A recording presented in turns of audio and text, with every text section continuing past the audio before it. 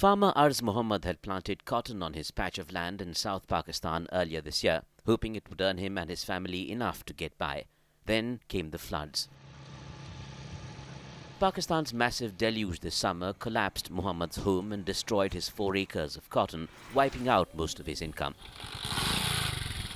His land and that of his neighbors remains underwater 3 months after the heaviest rain stopped.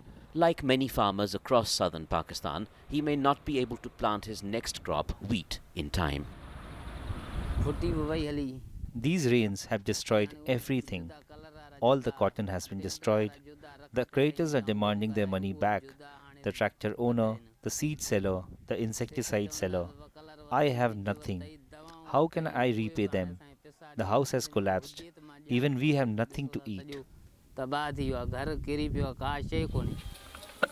The lack of new crops could spell big trouble for the country's food supply. This summer's flooding caused by monsoon rains nearly triple the usual ferocity, wiped out huge swaths of crops, leaving already impoverished families struggle to obtain food.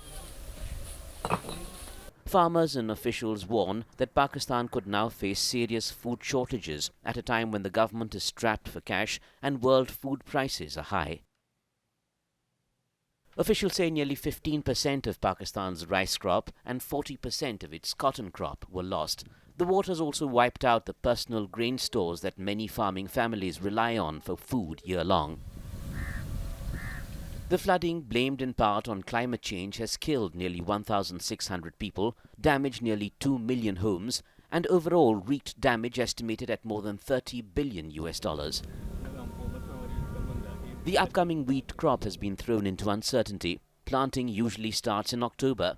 In the Sindh province, aerial footage shows nearly 50% of the fields remain underwater.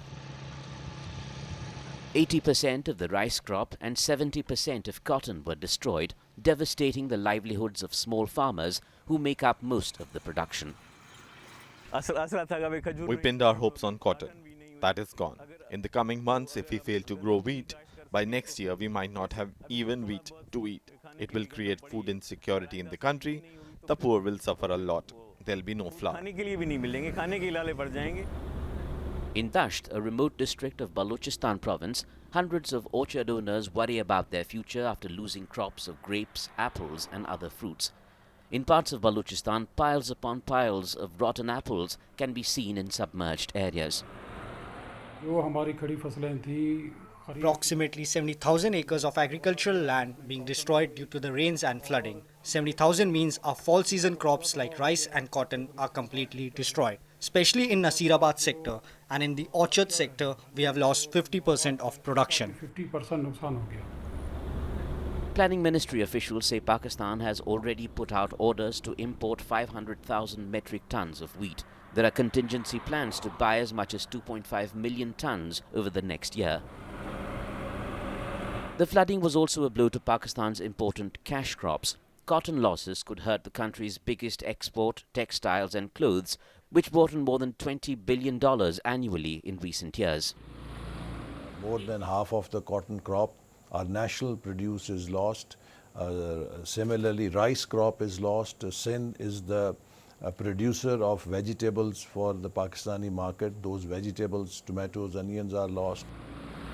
But the greater damage and danger is likely to Pakistan's poor, with no margin to endure losses in income and food.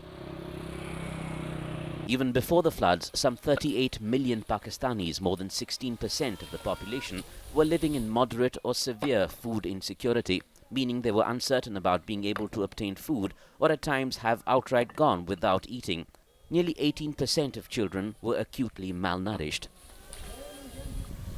The UN's World Food Programme has so far delivered food to 600,000 flood survivors.